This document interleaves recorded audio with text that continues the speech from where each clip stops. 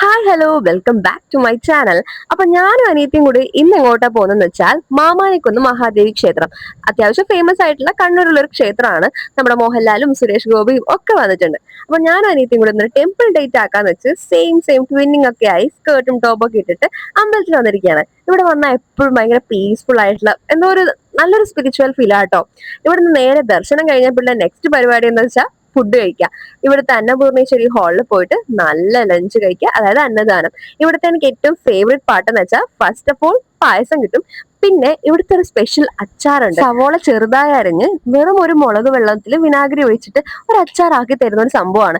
പക്ഷെ അതിന് ഒടുക്കത്തെ ടേസ്റ്റ് ആണ്. ആ അച്ചാറിന് വേണ്ടിയിട്ട് മാത്രമാണ് ഇവിടുത്തെ അന്നദാനത്തിന് വേണ്ടി നമ്മൾ കയറുന്നത്. അത്രയ്ക്കും ടേസ്റ്റ് ആണ്.